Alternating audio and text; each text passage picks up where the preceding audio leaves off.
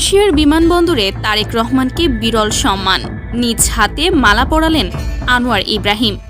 বিশ্ব রাজনীতির মঞ্চে এবং আন্তর্জাতিক কূটনীতির ইতিহাসে আজ এমন এক শিহরণ জাগানিয়া দৃশ্যের অবতারণা হল, যা গোটা বাংলাদেশের আগে কখনো দেখেনি। দর্শক, একটি স্বাধীন ও আত্মমর্যাদাশীল নতুন বাংলাদেশের উত্থানের যে খবর বিশ্বজুড়ে ছড়িয়ে পড়েছে, তার সবচেয়ে বড় এবং শক্তিশালী প্রমাণটি আজ বিশ্ববাসী দেখল মালয়েশিয়ার কুয়ালালামপুর আন্তর্জাতিক বিমানবন্দরে। আন্তর্জাতিক কূটনীতিতে কোনো একটি ছোট্ট অঙ্গভঙ্গি অনেক সময় হাজার পৃষ্ঠার লিখিত চুক্তির চেয়েও বেশি কিছু বলে দেয়। একটি দেশের প্রধানমন্ত্রী যখন অন্য একটি দেশে রাষ্ট্রীয় সফরে যান, তখন সাধারণত তাকে স্বাগত জানান সেই দেশের কোনো মন্ত্রী বা প্রোটোকল অফিসার। কিন্তু আজ যা ঘটল তা দক্ষিণ পূর্ব এশিয়ার ভূ রাজনৈতিক ইতিহাসে আক্ষরিক অর্থেই বিরল। বাংলাদেশের বর্তমান প্রধানমন্ত্রী জনাব তারেক রহমান তার দায়িত্ব গ্রহণের পর প্রথম রাষ্ট্রীয় সফরে যখন মালয়েশিয়ার মাটিতে পা রাখলেন, তখন তাকে স্বাগত জানাতে কোনো মন্ত্রী বা প্রোটোকল অফিসার নয়, বরং সমস্ত প্রোটোকল ভেঙে খোদ মালয়েশিয়ার প্রধানমন্ত্রী আনোয়ার ইব্রাহিম রানওয়েতে এসে উপস্থিত হলেন। অত্যন্ত উষ্ণ আলিঙ্গনে আবদ্ধ হয়ে তিনি নিজ হাতে প্রধানমন্ত্রী তারেক রহমানকে ফুলের মালা পরিয়ে বরণ করে নেন। এই একটি দৃশ্য মুহূর্তের মধ্যে সোশ্যাল মিডিয়া থেকে শুরু করে আন্তর্জাতিক গণমাধ্যমে ভাইরাল হয়ে গেছে। এটি শুধু একজন ব্যক্তির সম্মান নয়, এটি মূলত 18 কোটি স্বাধীনতাকামী বাংলাদেশির সম্মান। বিশ্বমঞ্চে বাংলাদেশ আজ কতটা বীর দর্পে মাথা উঁচু করে দাঁড়িয়েছে, এই ঘটনাটি তারই এক নীরব কিন্তু শক্তিশালী ঘোষণাপত্র।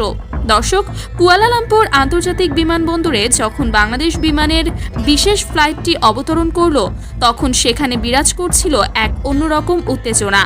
বিমানের সিঁড়ি বেয়ে প্রধানমন্ত্রী তারেক রহমান নিচে নেমে আসতেই রানওয়েতে বিছালো লাল গালিচার শেষ প্রান্তে দাঁড়িয়ে থাকা মালয়েশিয়ার প্রধানমন্ত্রী তাকে দুহাত বাড়িয়ে জড়িয়ে ধরেন।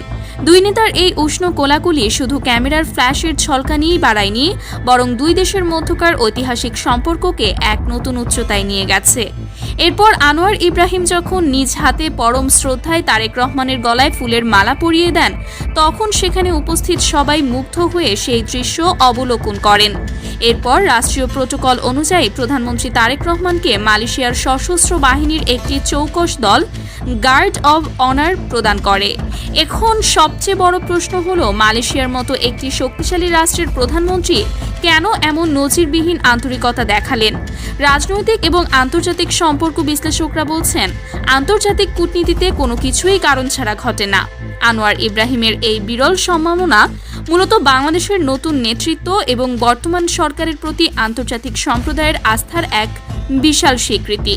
পতিত স্বৈরাচারের আমলে বাংলাদেশ যেভাবে একটি নির্দিষ্ট প্রতিবেশী দেশের আজ্ঞাবহ রাষ্ট্রে পরিণত হয়েছিল, সেই কলঙ্কজনক অধ্যায় পার হয়ে বাংলাদেশ আজ সম্পূর্ণ স্বাধীন এবং সক্রিয় পররাষ্ট্রনীতি নিয়ে অগ্রসর হচ্ছে।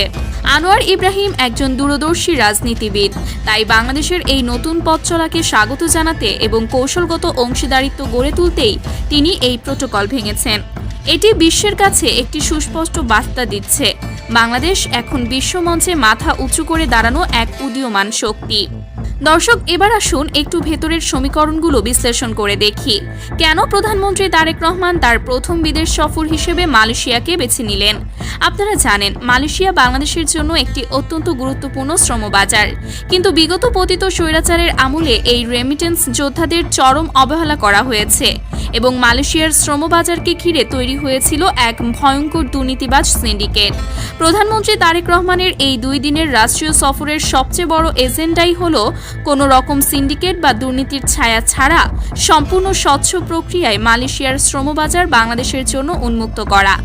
আজ কুয়ালালামপুরে আনোয়ার ইব্রাহিমের সাথে প্রধানমন্ত্রী তারেক রহমানের যে অত্যন্ত গুরুত্বপূর্ণ রুদ্ধদ্বার দ্বিপাক্ষিক বৈঠক অনুষ্ঠিত হয়েছে, সেখানে এই শ্রমবাজার ইস্যুটি সবচেয়ে বেশি গুরুত্ব পেয়েছে। বিশ্বস্ত কূটনৈতিক সূত্র থেকে জানা গেছে, অত্যন্ত সফল এই বৈঠকে মালয়েশিয়া সরকার বাংলাদেশের নতুন সরকারের স্বচ্ছতার প্রতি পূর্ণ আস্থা জ্ঞাপন করেছে। সেখানে শ্রমবাজারের পাশাপাশি 2 দেশের মধ্যে দ্বিপাক্ষিক বাণিজ্য বৃদ্ধি, জ্বালানি খাতে নিরাপত্তা এবং শিক্ষা ও প্রযুক্তি খাতে পারস্পরিক সহযোগিতা নিয়ে যুগান্তকারী চুক্তি স্বাক্ষরিত হতে যাচ্ছে। এই সফল আলোচনার মাধ্যমে মালয়েশিয়ায় অবস্থানরত লাখো প্রবাসী বাংলাদেশির মনে এক নতুন আশার সঞ্চার হয়েছে। কিন্তু দর্শক, এই সফরের ভূ রাজনৈতিক মাস্টার স্ট্রোক বা জিওপলিটিক্যাল মাস্টার স্ট্রোক অন্য জায়গায় লুকিয়ে আছে। প্রধানমন্ত্রী তারেক রহমান তার প্রথম রাষ্ট্রীয় সফরে কোনো নির্দিষ্ট পরাশক্তি বা পার্শ্ববর্তী বৃহৎ কোনো রাষ্ট্রের কাছে না গিয়ে অত্যন্ত সুকৌশলে বেছে নিয়েছেন মালয়েশিয়া এবং চীনকে। এই মেগা সফরের প্রথম 2 দিন মালয়েশিয়ায় অত্যন্ত সফলভাবে শেষ করে আজ বিকেলেই তিনি উড়াল দিচ্ছেন চীনের দলিয়ানের উদ্দেশ্যে। সেখানে তিনি 4 দিনের এক অত্যন্ত গুরুত্বপূর্ণ রাষ্ট্রীয় সফর করবেন এবং চীনের শীর্ষ নেতৃত্বের সাথে বৈঠক করবেন। পশ্চিমা বিশ্ব এবং প্রতিবেশী দেশগুলো যখন বাংলাদেশের নতুন সরকারের প্রতিটি পদক্ষেপের দিকে তীক্ষ্ণ নজর রাখছে, ঠিক তখন মালয়েশিয়া এবং চীনে এই সফর প্রমাণ করে যে বাংলাদেশের বর্তমান পররাষ্ট্রনীতি কতটা স্বাধীন, নিরপেক্ষ এবং বহুমুখী। সবার সাথে বন্ধুত্ব, কারো সাথে বৈরিতা নয়। জাতির এই মূল পররাষ্ট্রনীতির বাস্তব প্রতিফলন ঘটিয়ে সরকার দেশের অর্থনৈতিক স্বার্থ, জাতীয় নিরাপত্তা এবং সার্বভৌমত্বকেই সর্বোচ্চ অগ্রাধিকার দিচ্ছে। এর মাধ্যমে প্রতিবেশী কোনো রাষ্ট্রের উপর একক নির্ভরতা কমিয়ে এনে একটি ভারসাম্যপূর্ণ পররাষ্ট্রনীতি প্রণয়ন করা হচ্ছে, যা দীর্ঘমেয়াদে বাংলাদেশের অর্থনীতি এবং সুরক্ষার জন্য এক রক্ষা কবচ হিসেবে কাজ করবে। এই পুরো ঘটনা প্রবাহ দেশের সাধারণ মানুষের মধ্যে এক অভূতপূর্ব জাতীয় ঐক্যের সৃষ্টি করেছে। সোশ্যাল মিডিয়ায় মালয়েশিয়ার বিমানবন্দরে আনোয়ার ইব্রাহিমের নিজ হাতে মালা পরানোর দৃশ্যটি শেয়ার করে লাখো মানুষ তাদের আবেগ প্রকাশ করছেন। এই সম্মান জুলাই আগস্টের সেই বীর শহীদদের, যাদের আত্মত্যাগের বিনিময়ে জাতি এক নতুন সকাল দেখতে পেয়েছে। মালয়েশিয়ার বিমানবন্দরে আনোয়ার ইব্রাহিমের এই বিরল সম্মাননা প্রমাণ করে যে বিশ্বমঞ্চে বাংলাদেশের নেতৃত্ব কতটা সমাদৃত এবং গ্রহণযোগ্য। দর্শক, মালয়েশিয়ার বিমানবন্দরে আনোয়ার ইব্রাহিমের নিজ হাতে মালা পরানোর এই অভাবনীয় দৃশ্য এবং প্রধানমন্ত্রী তারেক রহমানের এই প্রথম বিদেশ সফরকে আপনি কিভাবে দেখছেন? মালয়েশিয়া এবং চীনের সাথে এই সরাসরি কূটনৈতিক ও অর্থনৈতিক সম্পর্ক আগামী দিনে বাংলাদেশের অর্থনীতি এবং ভূ রাজনীতিতে কতটা ইতিবাচক প্রভাব ফেলবে বলে আপনি মনে করেন? আপনাদের অত্যন্ত মূল্যবান এবং বিশ্লেষণধর্মী মতামত অবশ্যই আমাদের কমেন্ট বক্সে লিখে জানান। দেশের রাজনীতি, ভূ রাজনীতি এবং আন্তর্জাতিক সম্পর্কের এক্সক্লুসিভ আপডেট সবার আগে পেতে আমাদের চ্যানেলটি সাবস্ক্রাইব করে পাশে থাকা বেল আইকনটি প্রেস করে রাখুন। ভিডিওটি তথ্যবহুল এবং সময়োপযোগী মনে হলে একটি লাইক দিন এবং শেয়ার করে দেশের প্রতিটি দেশপ্রেমিক নাগরিক এবং প্রবাসী ভাই বোনদের কাছে এই গর্বের বার্তাটি পৌঁছে দিন। সবাই ভালো থাকবেন, সুস্থ থাকবেন এবং দেশের এই নতুন পথ চলায় সবসময় ঐক্যবদ্ধ থাকবেন। ধন্যবাদ সবাইকে।